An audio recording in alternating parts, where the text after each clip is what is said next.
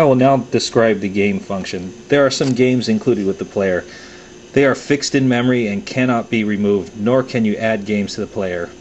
Okay, we're going to enter the game function. Okay, and then once in the game function, you're going to select the desired game that you want to play. Get back in there. In this case, I'll select bricks. Okay, and then what you're going to do is select start, which is already highlighted, and then hit menu.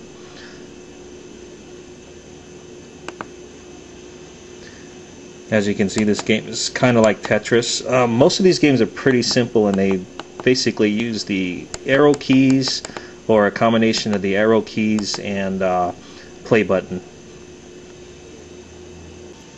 This next part describes the photo viewer.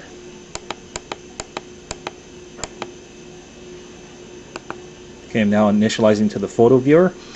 To view a photo, simply select which photo you want to view and hit the play button. And as you can see, the photo appears on the screen. To exit, hit the play button again.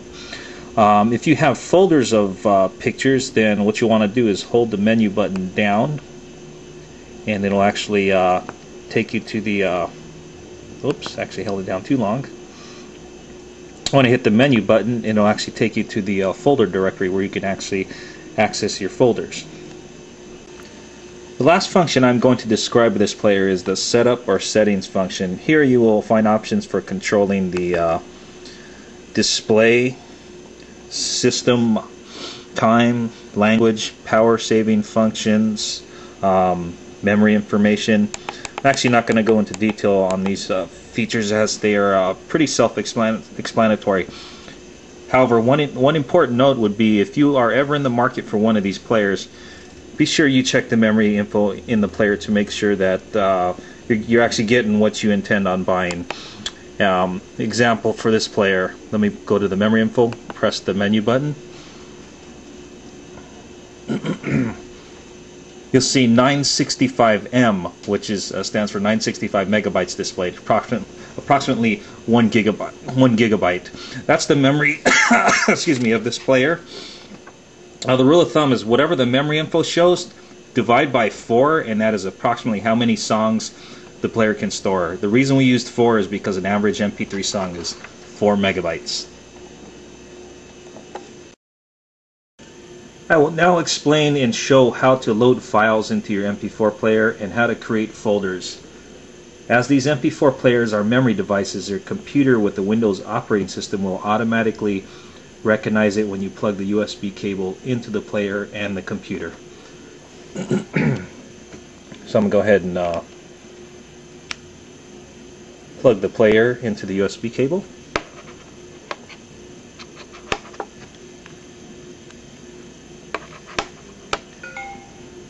And as you see, it says high-speed USB device plugged into a non-high-speed USB hub.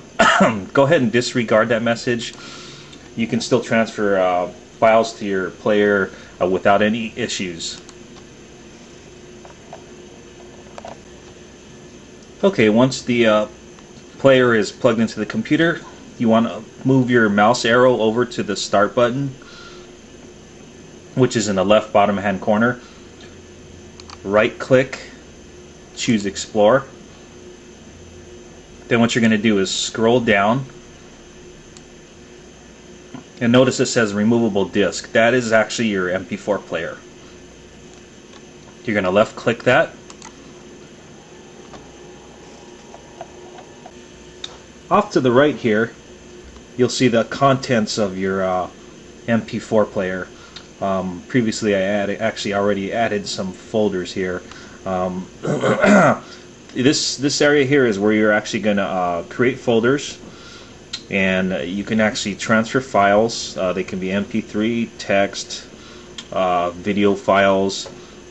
Right now what we're going to do is create a new folder. What you're going to do is right click, scroll down to new, left click folder, and you'll see a folder appear. What we can do is type in a name for it, call it Music 2. Okay, now what we're going to do is use two methods of transferring files to the folder. You don't actually have to create a folder.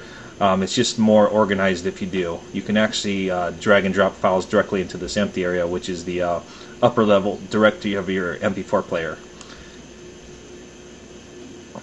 So what I'm going to do is go to the area where I actually download my music to. I actually use Morpheus.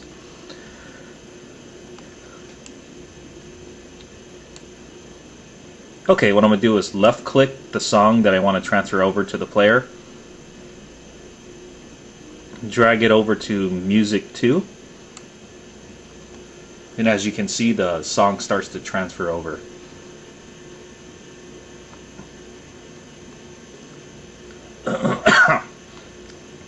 Now that's one method of doing it. Another method is you actually highlight the song that you want, go up to Edit,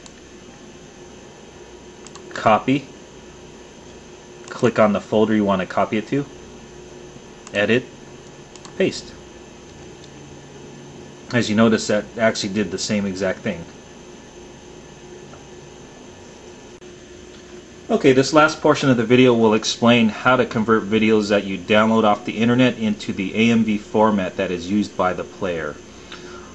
First, you will have to install an AMV convert tool that is located on the software disk that is included with your player.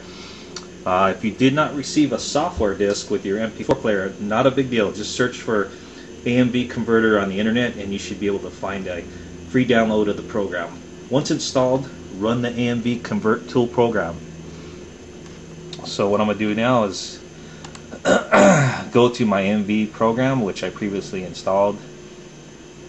It's under MP3 Player Utilities 3.68. It says AMV convert tool. Pretty simple program. What you want to do is go up here and choose your input file. That's going to be the actual video, which could be an MPEG, MOV, RM, AVI format that you got off the web.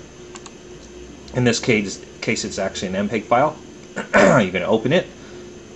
Then you're actually going to choose an output file directory where you want your converted file to be saved to. In this case, I'm just going to save it to my temp folder. Finally, you just have to click the begin button, which in this case is 2 arrows, and you'll see the videos start to actually convert to AMV format, and they actually have a preview there as it converts.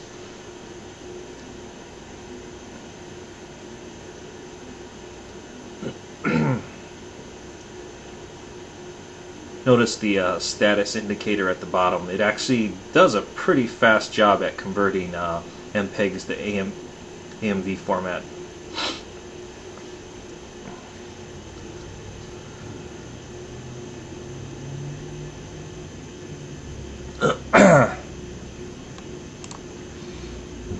After it finishes converting, it typically wants to pull up Windows Media Player, but I always just close it out, and then to close the program out.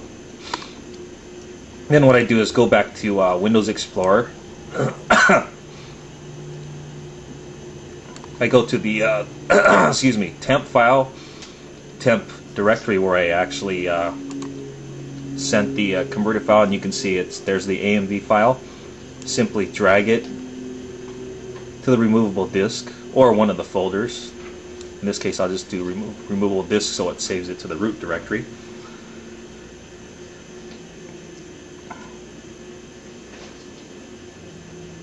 And that's it. This concludes this presentation. Hope this helps anyone who is having problems using their MP4 player, or those who are in the market for one of these players.